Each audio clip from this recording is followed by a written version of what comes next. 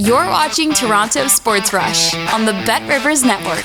Well, after winning 5 straight, the Leafs dropped 2, and we are here on McGuire Mondays. Pierre McGuire, of course. I'm Julie Stewart-Binks to break down everything that is going on in Leafs land. And Pierre, I know that you did a post-game show after the Hurricanes loss, the 6-3 loss, but then they get just blown out at home against Vancouver. Big donut.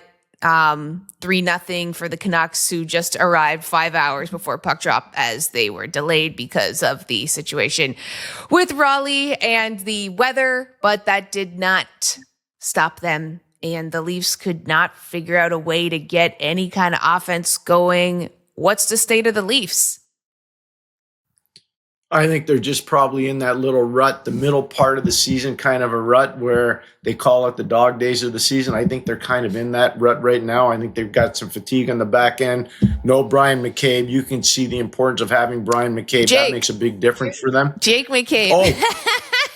Darn it. Thank you for catching me. That just shows you how old I am. Jake No, McCabe. I mean, they Jake, don't have Brian McCabe either, which, you know. Well, he's scouting right now and doing player Yeah. development stuff for another organization, the Florida Panthers. But I apologize, Jake McCabe. Thank you, Julie. Great catch. And Jake knows he was a great player, world junior captain for Phil Housley, played at the University of Wisconsin. They know very well who he is. My bad. I apologize. But they miss Jake McCabe very much. And you can see that right now. But you talked about the offense.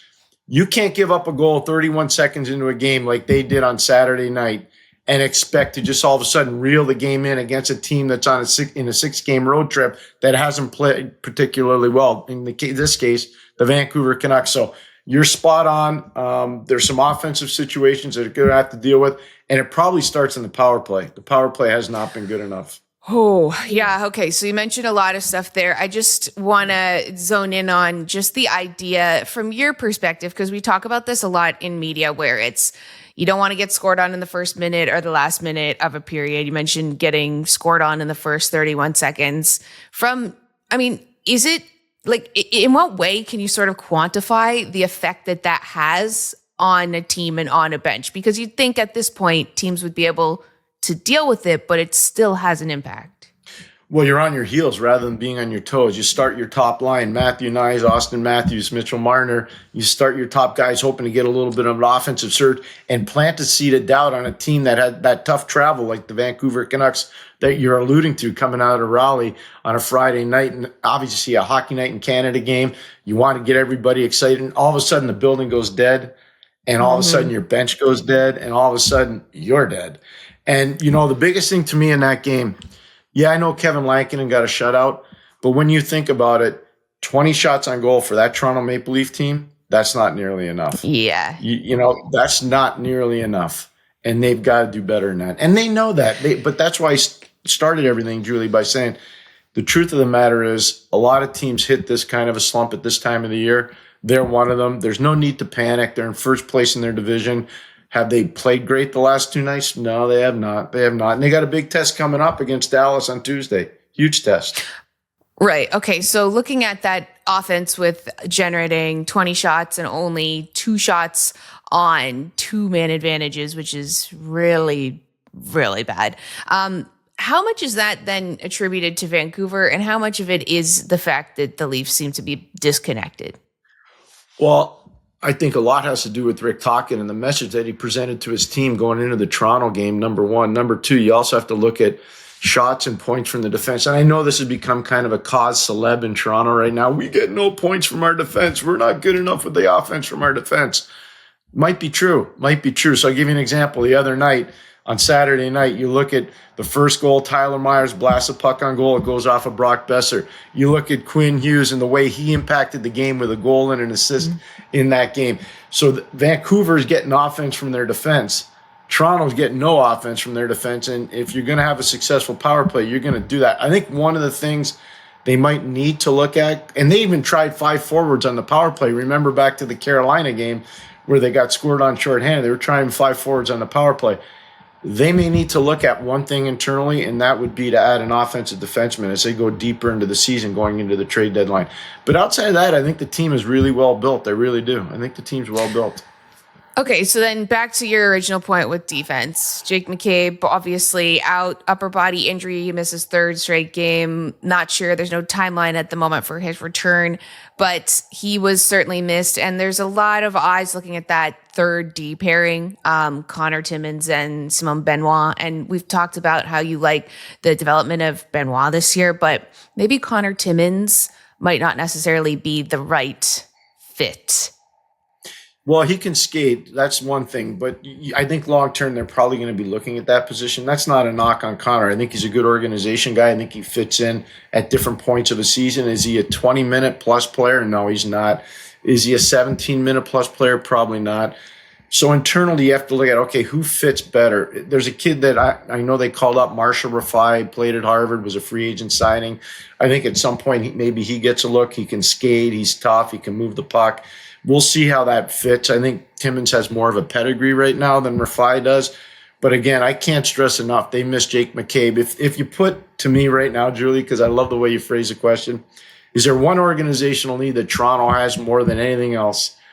I would say one offensive defenseman, one elite puck-moving offensive defenseman. And I think if they get that, their roster's pretty set as long as they stay healthy. What about the fact that we were talking about a centerman? Like before it was that they needed depth down center.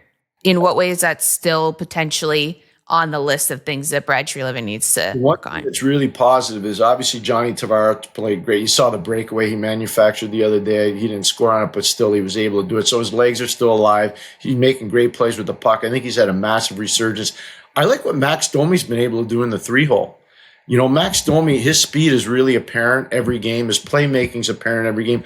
I know it hasn't equated to great offensive success for him personally, but the truth of the matter is in the 3-hole, that fits. David Kampf in the 4-hole, I think, could be better a little bit. So I think that's something they got to look at. But outside of that, if you were to ask me to prioritize right now, Julie, I'd say they need more of an offensive back-ender than they need a shutdown guy in a depth position at center ice. Right. And when we look at sort of in that back end, we know that Anthony Stolarz is hopefully going to be skating this week. He's past the 4-week mark of being out, and his prognosis was to be out for 4 to 6 weeks. So I know that the team will be looking to get him back in because they use Dennis Hildeby. Joseph Woll has also played quite a bit, and not necessarily, if you're playing as a goalie so much, I can only imagine that's a lot of wear and tear on the body at that point. But when you look at like the Leafs and kind of their identity and maybe their biggest opponents, what type of team gives them the biggest trouble? I think teams that really stagnate the neutral zone, teams that are really prepared to take away that speed transition game from Toronto. If you're playing against that kind of a team, I think it becomes an issue for Toronto. Because they're a team that likes to play puck possession, and it's hard to maintain a puck possession game against a 1-2-2 or a 1-4 delay, depending on what teams are playing in the neutral zone. So I think that's probably the one team that I think would cause problems for them. The one thing I'd say that's been very positive with Oliver Ekman-Larsson in particular and Morgan Riley, those guys aren't afraid to jump up and try to manufacture some offense, which is good. They need a little bit more of that from other guys, but you don't want to take away the identity of Christopher Tanev. You don't want to take away the identity of Philip Myers. Those guys are more back, stay back, defend type of guys. And obviously Jake McCabe, same kind of thing. So, I think identity-wise, the team's kind of fit, and they just need a little bit more from the offense from the defense. So then transition teams, that would be like the Devils. Perhaps. Devils would be one, and they can match. See, the problem when you play the Devils, they match speed too. Their speed quotient is as high or maybe a little bit higher than Toronto's right now. So your point is well taken. Smash mouth component neutralized, neutral zone, Florida Panthers, very tough team to play against. Speed transition game, Tampa Bay Lightning, very good at that. Watch them what they did to Pittsburgh. Even though it was a back-to-back for Tampa, they come in, they play in Pittsburgh, and they do a real good job, I thought, in their game yesterday with their speed game and their transition game. So there's certain teams that might cause some problems structural-wise for Toronto, but I still think identity-wise, Toronto's in a pretty good spot. Okay. I know that you've got a lot of positivity around this team, and for good reason. You've outlined so many various variables that make it that. But when you do look at the fact they had this 5-game winning streak, and you can say, oh, great, 5-game winning streak. But, some people might point to the fact that some of those games, especially the 2 against Philadelphia, weren't necessarily resounding strong wins. It kind of they were able to get the points, but maybe they didn't really show the work in the way they wanted to. Maybe could you say that through that 5-game win streak, there were issues sort of starting to permeate? Yes, I totally agree with that. And that's why I talk about the need for maybe a little bit more transition game from their defense. And it can't just be one guy. It just can't be Morgan Riley, or it just can't be Oliver Ekman-Larsson. They could use another guy. Coming out of their own zone clean, I think, is another one. One of the things that really stood out when the Leafs went on that a lot of heaters over the course of, let's say, the first half of the season, they were one of the best passing teams in the league. Go watch some of the I watch tape all the time about all the different leagues. But the one thing that stood out about Toronto, a lot of tape to tape. It wasn't off the boards and out. It was D to D to this middle, D to D to the near wing, then to the middle. But it was tape to tape, so they didn't stop the flow of the game. They never got out of rhythm. I think they've gotten out of rhythm a little bit. They're not passing the puck as well. The new buzzword around hockey is we're not connected as a team. I know. Well, when I was coaching, it had nothing to do with being connected. It had to do with move the puck, tape to tape. And that way you'll get your quote-unquote connection.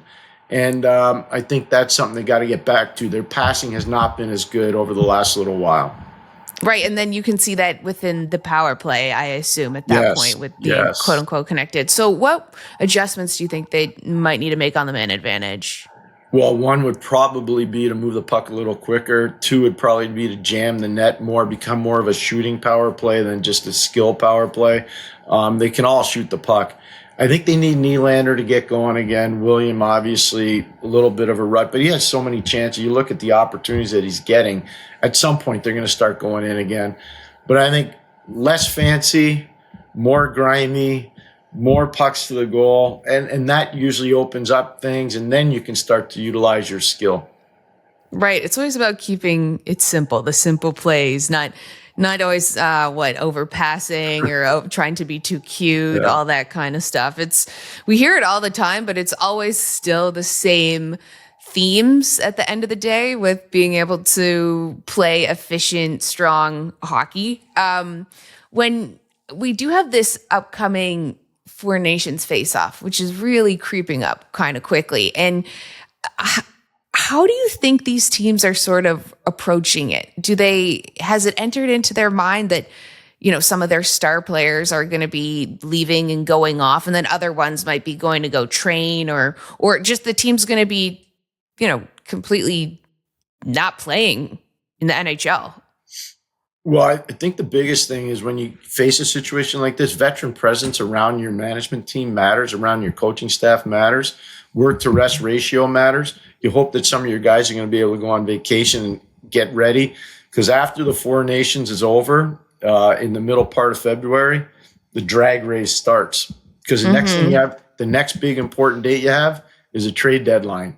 And then the next big important date is who's actually going to be in the playoffs. And then the next big important date is who's actually going to be playing against you in the playoffs if you make it. So the drag race starts right after the Four Nations for a lot of teams. Now, some teams, it's not even going to matter. You look at San Jose right now, you look at Chicago right now, you look at some of the teams in the West, they're already kind of figuring out this isn't going to work for us this year. You look at, maybe Buffalo in the East right now, they're probably the only team you can say, unless they go on a huge run before the Four Nations, they're not making it. So I think some teams are figuring out where they are. But I would say the most important thing is veteran leadership from the management team and the coaching staff in terms of how you dole out ice time going into the break. Right. And you've covered so many different Olympics and seen sort of how this is manifested its way into the NHL post-Olympic breaks and whatnot. What would you say, do we overhype the idea that these tournaments can have an effect on teams coming back? Or is that just maybe something because of a few different incidents over the years that we've sort of created as an idea that, oh, if you let guys go play, your team could be completely changed? No, you know what? I think you're raising a really good issue. I know for a fact there was a hesitancy amongst a lot of managers and owners after the 2014 Olympics about letting guys go. And that's why we haven't seen players in the NHL players in the 18 Olympics or in the 22 Olympics. We just didn't have it. And I think now all of a sudden there's an appetite to have it. And I kind of get it. You know, you're going to a garden spot, Milan, Italy for the next Olympics. It's a chance to put Connor McDavid and maybe Sidney Crosby and obviously Nathan McKinnon and Austin Matthews and all these premier players into the loop in terms of worldwide exposure. So I actually think it's smart by the league.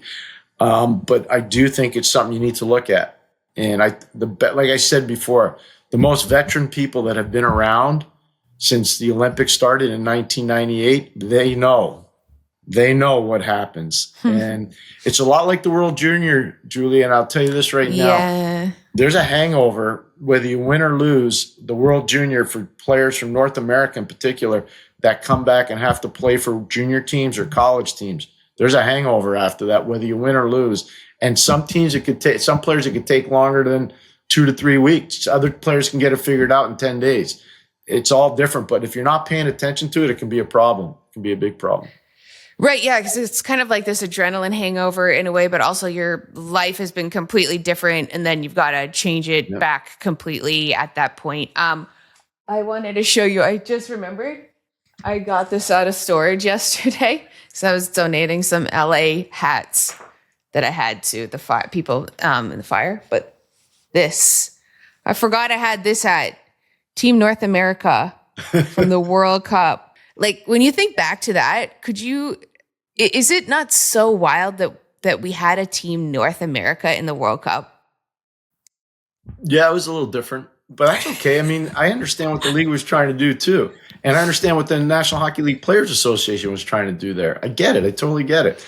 There's nothing wrong with exploring different options of how you're going to grow the game internationally, because I think obviously the financial resources have been tapped out here in North America in terms of corporate sponsorship and television dollars and season tickets. So where's the next great boom area? Well, it's got to be internationally. So I get that. I totally get it. And let's see. I don't know when it'll happen, and we're not talking politics here, but at some point, Russians will be welcomed back into the rest of society. At some point they will. And there's no real best on best anywhere in the world without Russian hockey being involved. Russian hockey is off the charts good. It is. And anybody that doubts it is making a huge mistake. You know, internationally, I've covered it for years, and I've watched it for years, and they produce so many players. Right. I understand why they're not welcomed internationally right now. I get it. We're not talking politics. I'm just talking hockey. But the truth of the matter is, once they're welcomed back, a lot of things change in the hockey world. Right. I mean, even just looking at Alexander Ovechkin still continuing to climb up the record ladder in that sense. Okay, so you mentioned the fact that the Leafs have Dallas next. What would be, I know we talk about offense, defense, all that kind of stuff, but overall, the message from Craig Berube going into a game like this one? Structure matters a lot. So Dallas is tied with Carolina as the best penalty killing team in the league. They're at 85%. So we've talked about the Leafs not having a good power play. If I'm Craig Berube, I'm stressing that all the time. I'm going to stress too. We played a Vancouver Canucks team that was reeling. We had 20 shots on goal. That's not nearly good enough. We need to get that up to 30. Dallas is a structured, layered team. They're coached by Pete DeBoer. He's coming back to Ontario. He's coaching the Ontario Hockey League. He's got players on his team that are Ontario players. His assistant coach, Steven Spott, coached the Kitchener Rangers as an assistant and as a head coach. Like, I can go down the line. So if I'm Berube, I got a captive audience. I know exactly what I'm saying. I'm talking about their penalty kill. I'm talking about how we only had 20 shots against Vancouver. I'm talking about the Ontario component coming back to Toronto to play. All these different things. I want my players motivated to play almost like a game 7 We got to snap out because the next game's against that fast, high-flying New Jersey team that you get to see all the time, Julie, and they're good. You know it, I know it, and everybody in the league knows it. New Jersey's good. So it's not easy. And then on Saturday night, you go into Montreal for a Hockey Night in Canada game. So, this is a big week for Toronto. This is I think if I were them, I'd say this is a statement week for us. We're in first place in our division, but we're making a statement to the whole league. We're going to be one of the best teams from the Western Conference. We're going to be one of the best teams from the Eastern Conference, and we're going to be one of the hottest teams in the league on home ice in Montreal to show the rest of the league we're not just in a rut. We're for real as a winner. Right. Those are great points and great teams to have to prove that against. What are then maybe 3 things against all these different teams that you want to see from the players? Don't want to give up odd man rushes if I'm Toronto. I want to dominate the speed game through the neutral zone. I want to make sure my left wingers are engaged physically in terms of establishing forecheck. That's really one of the strengths of this team. When you look at the size of Nyes, the size of Pacioretty, the size of Lorentz, the size of McMahon, I want to dominate that side of the ice against their right defense, the opposition's. And if I can do that and engage cycle game from that side of the ice, I think we're going to have a chance.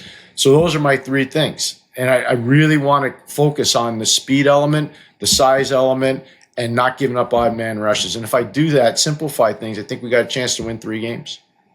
Right. And then with that speed, just have to make a note on the fact, just watching the Devils this past week with Jesper Bratt with this incredible goal. I mean, that he had coming on the left side, just what a snipe. I think all of us in the press box were just just blown away. And also Jack Hughes always finds a way to step up against the Rangers. It's wild. He'll go not score for 30 games or something and then just destroy the Rangers. But the Rangers ended up winning, which was a really big surprise for me.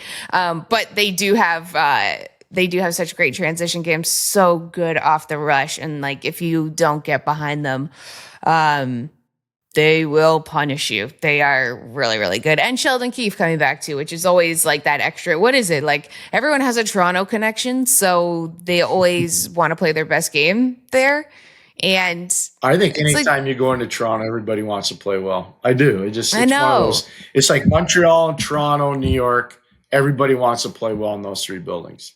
Mm-hmm. And I think so many of those players too grew up maybe as fans or it was just from a personal perspective, you could never get tickets to Leafs games growing up. It was so hard. They were so expensive. I remember going to my first Leafs game when I was 12 because my mom's friend gave them to me and my brother. And it was wow, because the only other times we could go were to practices that they'd have for fans that, and maybe I don't know if I mentioned it to you, but I went with one of my friends and we got Kyle Wellwood's autograph. That was our exciting moment. Wow, we got to go see the Leafs practice at the ACC when it was called that. And it just because it was this fortress that you couldn't get into because it was so expensive. And I still feel that way when I get to go experience a game as a fan or watch it. Or watch them, I think. I told the girl that I was beside at the Islanders Leafs game, I said, I can't believe I'm sometimes watching the Leafs this close because I usually just watch them on TV or from the press box because when I was a kid, you'd never in your entire life be this close to watching them. It just was not a thing, right? Unless you had a connection. So they still have that allure in a way. Maybe just that's never going anywhere. Brand is huge. That brand is huge. Obviously, the Montreal brand is huge. I think the Ranger brand is gigantic. The Bruins brand, it's the original 6. All look at the Red Wings now. They've won 7 in a row. Little Caesars Arena is hopping. You watch their game with Seattle yesterday, or on Sunday, I should say, and you see just how enthused the fans are. And remember, that's a big football state. And that's a big football day on Sunday. And that building was rocking yesterday when Seattle was in there. So Todd McClellan and his staff are doing a great job since coming in. They've coached 8 games. They've won 7 of 8. It's pretty amazing. I know. What a good coaching bump. Do you think some of that's just a new voice in the room, or is that Todd McClellan? Oh, I think it's Todd. I think it's structure, through, especially defensively. The star players are really starting to accelerate. Kane's starting to accelerate. The power play's been in fuego for them. You look at their face; they're dominating. You go look at all the stats. The only time since he's been the coach there where they've lost the faceoff battle, they lost by 2 percentage points to the Columbus Blue Jackets, but they still won the game. They're crushing teams with faceoff play in Detroit, and that's something that people aren't paying enough attention to. JT Compher's really in his comfort zone now. You look at Andrew Kopp, he's starting to get in a comfort zone. Michael Rasmussen's starting to get in a comfort. So all their bigger guys that make a difference, they're getting more comfortable playing for Todd, and I think that's opening stuff up. D-Bomb, Dylan Larkin, he's playing as well as I've seen him play in the last 7 years. He really is. I'm so happy for that kid because he's so proud to be a Red Wing, and I just want him to do well. I don't cheer for teams but I cheer for good people, and Dylan Larkin's a really good kid. He's a really good kid, and he cares. A Detroit kid. He went to the University of Michigan. I want him to do well, and so far since the coaching changes happened, he's done really well. Right. It's great to see players thrive under different situations, and especially if they've gone through so much. And just when things are going well, the vibes can completely change. It changes your outlook, your mood. That can be infectious on the bench. And you mentioned JT Compher, and I just have to mention Jesse Compher plays for the Toronto Scepters in the PWHL. And having covered a couple PWHL games this past week, I found they give you a lot more access than you would in an NHL game. So getting to be a little bit closer to how things are going, kind of pulling back the curtain. I was walking with Carla McLeod, I mentioned before, former national team player, former Olympian, current coach of Ottawa Charge, and was walking with her onto the bench, just asking her a couple questions before the third period. And I saw in the locker room, you could hear it. It was so loud, but in the Ottawa's locker room, all of them were standing up and kind of like dancing. And there was one player in the middle who I won't mention, but she was like, "We're getting 3 points. We're getting 3 points." And they all just started dancing, and they were just like, I don't know what, waving around. Like I'm like, they're going to win this game. Like they just had that vibe of all of them were just ready to rock. Like the vibes were so great. Hey, enthusiasm matters. It's a game of passion. I love the fact that you're sharing that story with us about the women. Now, here's one thing I'll say about Carla. I hope all the young players out there, if you get a chance, because I'm sure it's on YouTube, she's one of the smartest female or male players I've ever seen. Her hockey sense was exquisite when she played. I did a lot of international events that she played in, including Olympics, World Championships. Undersized defender who could skate but was really, really smart. Like she was a cerebral component to all those Team Canadas that she played on. I think the world of her hockey sense. I always have, and I'm so glad she's doing well in the coaching business. What would you say is maybe one part about her hockey sense that stood out? She read the play so well. So she was one of the first female defenders that I saw. She could take away time and space in the neutral zone. So it made it a frustrating game for the opponents to attack because she would stand up at the blue line so well because she read the play. And the other part, her recognition of who was open coming out of her own zone was off the chart. She was a great first pass defenseman. So if I were going to compare it to the men's game, Scotty Niedermayer, Brian Rafalski, Brian Leach, Raymond Bohr. I'm not saying she's better than those players. What I'm saying is those were great first pass. Christopher Pronger, who played for me, great first pass defenders who could defend but also move the puck so well because they recognized outlets. Carla was like that. She was really good at it. Oh, that's great. Thank you so much for that insight. Love hearing that about coaches that are now in the league and about players. And I wish I had that kind of vision. I'm always just like just throwing my stick out, trying to make it look like you're working hard, like you're almost there. That's why I'm here wearing this hat and talking with you. Of course, this is a great pleasure. Thank you, Pierre, for a wonderful McGuire Mondays. We got a lot in here today and a big week for the Leafs. We'll have to see how they do, and you guys can join us for our Leafs post-game show after they face the Devils on Thursday. We'll be breaking it all down, and we'll have to see if they check off all of those things on the list that Pierre mentioned. We'll see you guys then. Julie, I just want to make sure one thing. Jake spells Jake, right? Bryan spells Brian. Two different people from two different countries. Yeah. Thank you for getting it right after I got it wrong. I appreciate that. I love that you we're giving yourself a hard time. I mean, the fact that there's a McCabe and a Domi on the team, anyone would be reverting back to the days when we saw Brian McCabe on the team. And I'm sure Jake has taken that on. He knows that that's part of what's going to happen at some point. So you are all good there, my friend. Thank you. Thank you. Thanks for watching Toronto Sports Rush on the Bet Rivers Network.